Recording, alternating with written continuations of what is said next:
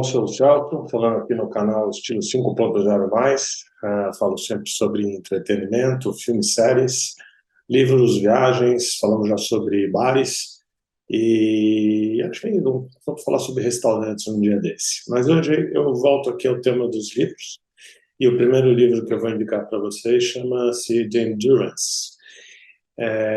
Eu já vou dar as partes técnicas do livro, tá? São 214 páginas, mas ele é um livro de capa dura, grande, então são 214, mas assim, talvez se fosse um livro menor seria um pouco mais.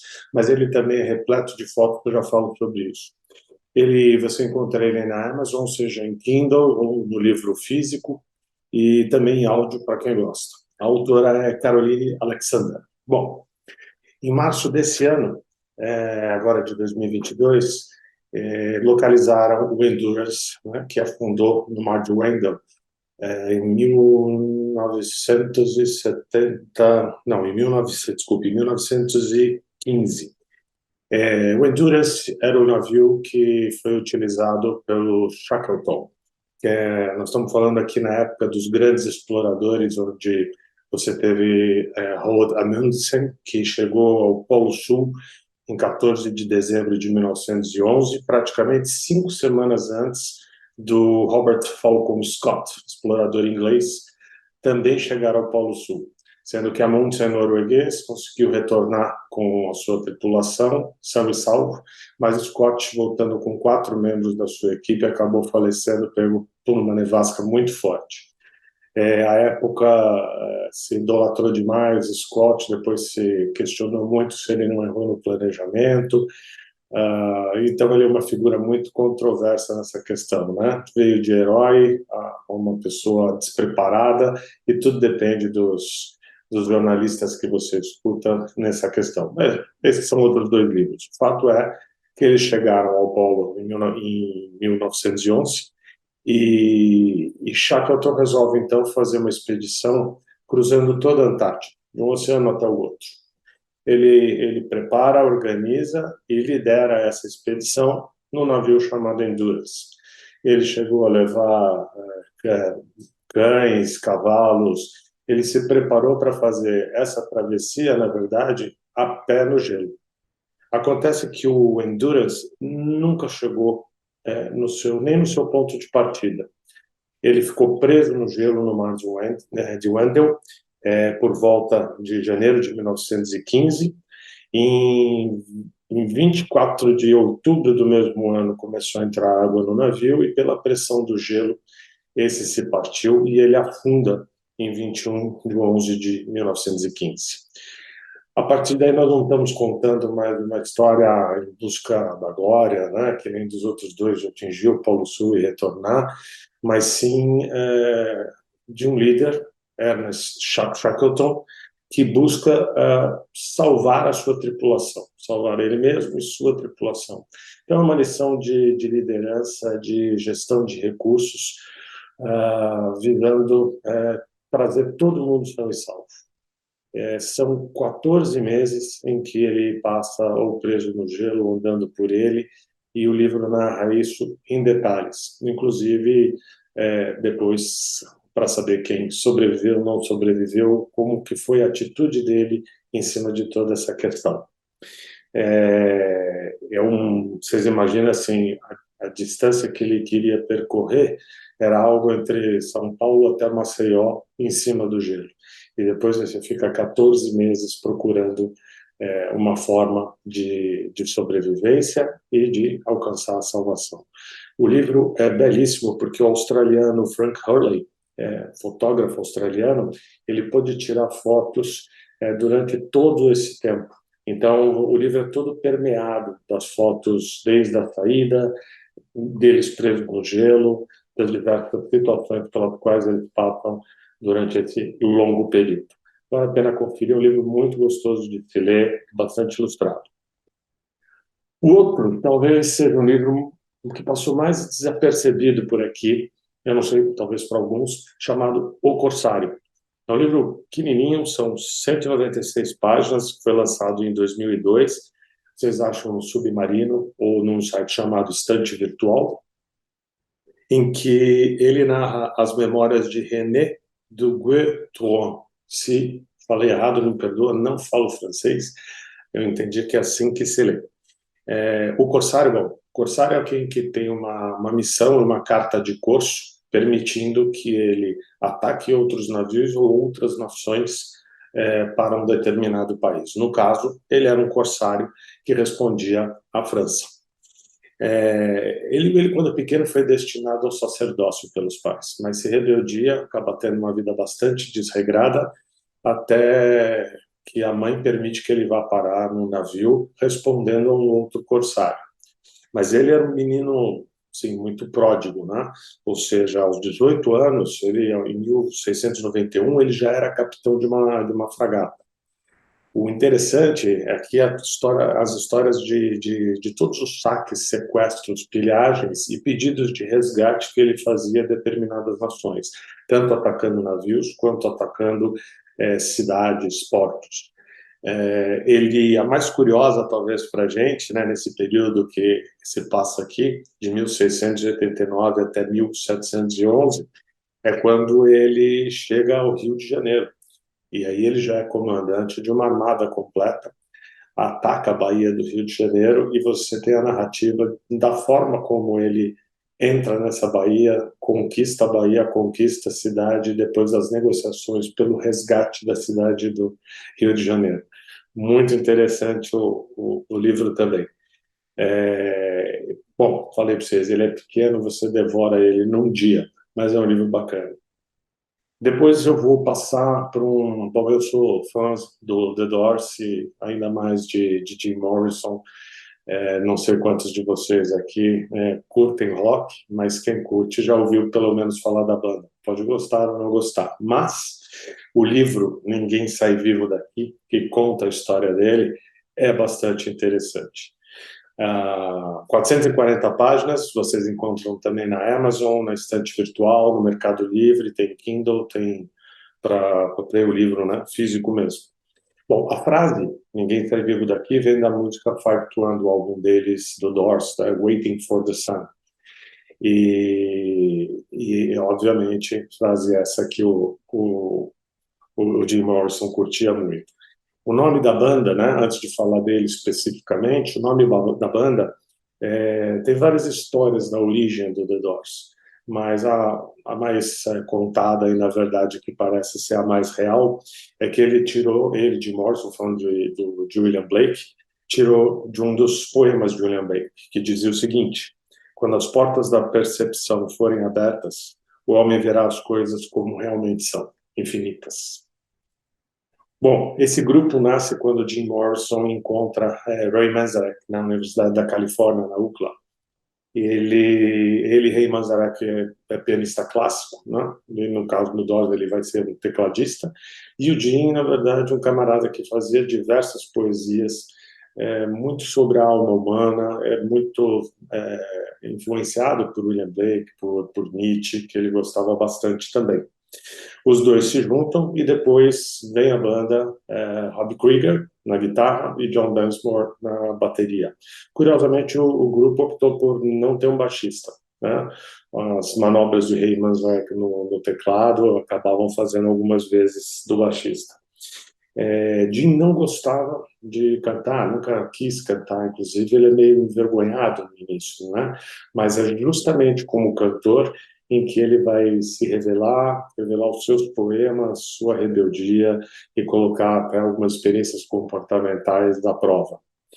Bom, o livro vai contando a trajetória dele, mas acho que é interessante dizer assim, o primeiro álbum que ele solta é o primeiro álbum de maior sucesso deles, porque enquanto os Beatles e os Rolling Stones vinham mais uma toada até romântica, vamos dizer assim, né, com canções, mas desse jeito, o Doors vem com uma toada muito mais das poesias do Jim Morrison, né? Ele vem com uma toada muito mais assim da temática da alma humana, da obscuridade da alma, falando das dualidades, né? Em que você vai encontrar nas músicas The End e Break On Through bastante este retrato, o People Strange.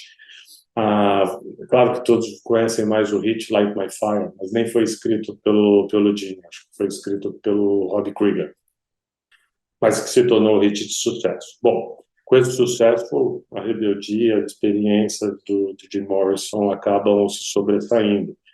E talvez o único defeito do livro é o fato de que ele se foca simplesmente, né, simplesmente não, se foca nessas controvérsias, na controvérsia dele com a mais fiel companheira dele, que é a Pamela Curson, é, com os problemas com a banda, com a visão de mundo que ele tem, sua rebeldia. Você vai ver a questão da dependência dele com o álcool, né, bastante forte. E com o status quo, com a polícia, né, ele é preso diversas vezes, uma delas dentro do próprio show, acho que mais de uma vez.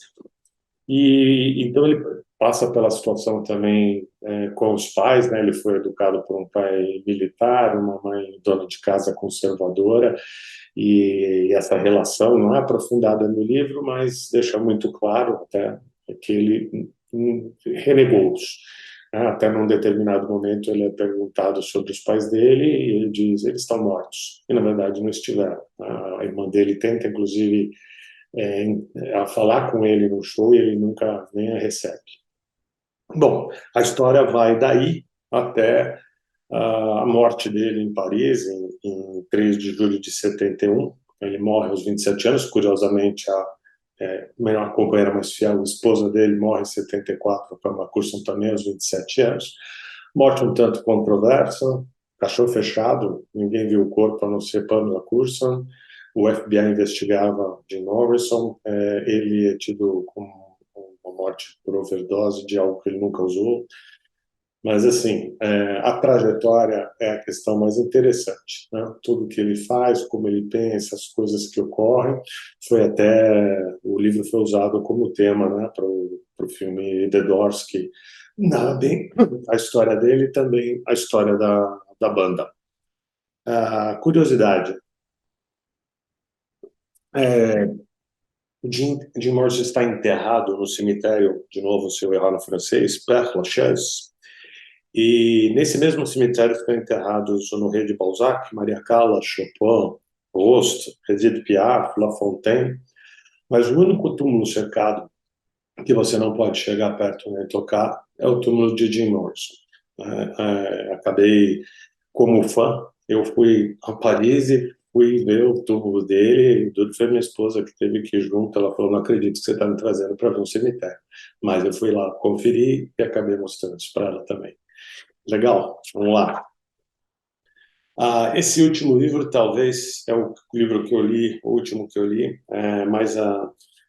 e que acho que tem uma história muito interessante. A gente está falando aqui só de biografias, né?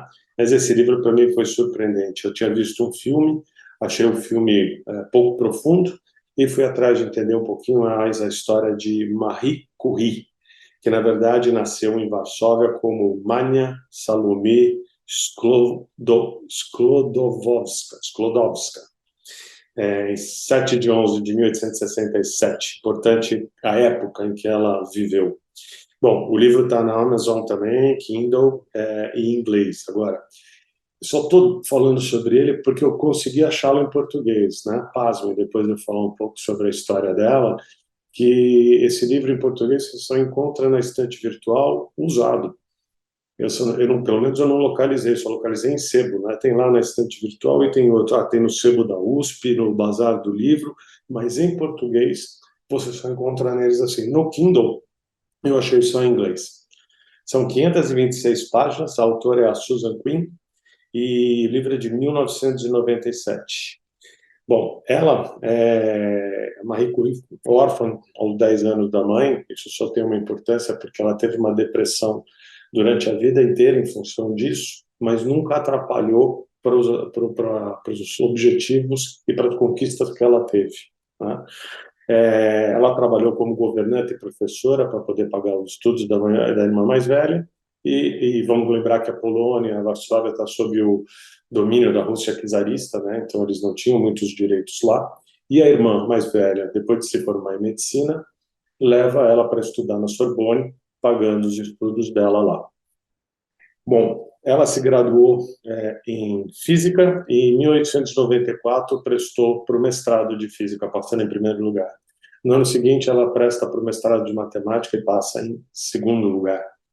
Ela se casa com Pierre Curie, aí ela tinha adotado já o nome de Marie quando veio para a França, e aí ela abandona o nome polonês e adota o nome do marido, né? Pierre Curie, e ela Marie Curie.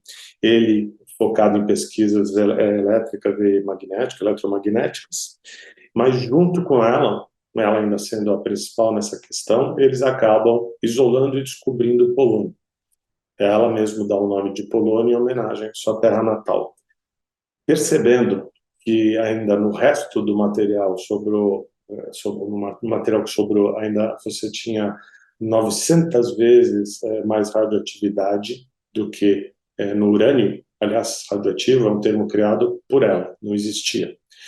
Ela trabalha até isolar o rádio, né, que eles denominam rádio, e que vai ser vamos dizer assim, um grande precursor de coisas muito boas e outras não tão boas, né, na nossa civilização, né, desde raio-x, tomógrafos, todo tratamento de radioterapia, né, até a questão de bombas nucleares derivam dessa história toda. Claro, não só dela, né, essas descobertas começam lá atrás. Bom, o que é muito interessante em tudo isso, né? Você vê a história dela, como ela lidava. Ela foi mãe, ganhou o Prêmio Nobel de Química junto com o marido, né? Depois ganhou novamente um Prêmio Nobel de Química, não, de Física, ela ganhou com o marido, pela descoberta, né, desses materiais. Depois ganhou o Prêmio Nobel de Química pelos estudos dos potenciais, utilizações terapêuticas do rádio. O então foi a primeira personalidade a ganhar 2 prêmios Nobel, construiu o raio-x móvel e foi com ele até a fronte de batalha. Ela construiu o raio-x móvel a pedido da filha dela, que via muitos homens amputados na Primeira Guerra e que ela achava desnecessário. Então, elas vão à fronte de batalha com o raio-x móvel e começam a reduzir essas amputações, entre outras coisas. É a primeira mulher a lecionar na Sorbonne, fundou o Instituto do Rádio, que foi muito importante para desenvolver os estudos sobre os potenciais radioterapêuticos, né, do raio-x. Então, assim, como profissional, cientista e principalmente como mulher, foi precursora na sua época, foi muito à frente do seu tempo. E aí que eu me espanto de a gente hoje aqui no Brasil não ter, vamos dizer assim, livros dela, né, esses livros em português novos, ou mesmo no Kindle, né, na Amazon, só encontrei em inglês. Se vocês encontrarem em português, por favor, coloquem aqui. Foi idolatrada na França e no mundo, né, então, até pelos prêmios, e também foi execrada na França, que a idolatrou e depois a renegou, porque após a morte do marido, ela teve um caso com um homem casado, né? E mesmo assim ela enfrentou tudo isso.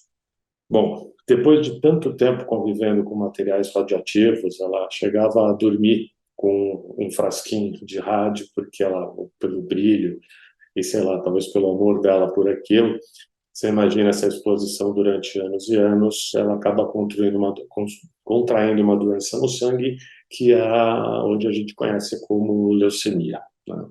Agora, algumas curiosidades muito interessantes, assim, que não é nenhuma questão do livro agora, né? O livro é a história dela como um todo, mas todos os seus materiais, roupas, estudos, estão fechados em caixas de chumbo no subsolo da Biblioteca da França. Quem quer ter acesso a isso tem que pedir uma autorização e se responsabilizar na verdade, tirar a responsabilidade da biblioteca do que possa acontecer com a pessoa. Tamanho é a radioatividade ainda que esse material passa. A casa onde ela trabalhou, um prédio, na verdade, de 3 andares, hoje está abandonada, a entrada é vigiada por câmeras, toda cercada de arame farpado, pelo tamanho dos altos níveis de radiação lá existentes. O governo da França estima que já gastou 10 milhões de dólares com a limpeza da casa. Ela é conhecida como a Chernobyl do Sena, pelo menos era. Esses materiais que ela descobriu, a gente sabe, acabaram sendo usados em lâminas de barbear, cremes para o rosto, para queda de cabelo, impotência, até que em 1938 os Estados Unidos foi o primeiro a banir esses materiais, o uso desses materiais nesse tipo de de uso, né? O túmulo dela está no Panteão de Paris, junto com o do marido. Eles foram transferidos para lá, acho que em 2005, pelo Mitterrand, se eu não me engano. E até 2015 ela era a única mulher a ser homenageada no Panteão de Paris. Também, o túmulo dela está num caixão com 3 centímetros de chumbo pelo tamanho do processo dos altos níveis de radiação que ela emite. Ok? História belíssima.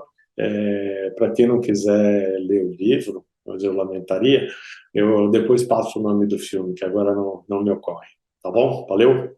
Então, se vocês gostaram, deixem um like, depois me digam se os livros são interessantes, é nesse caminho que a gente vai. E na próxima aí vamos conversar, quem sabe, sobre viagens ou restaurantes. A gente ainda vai decidir. Muito obrigado, até logo.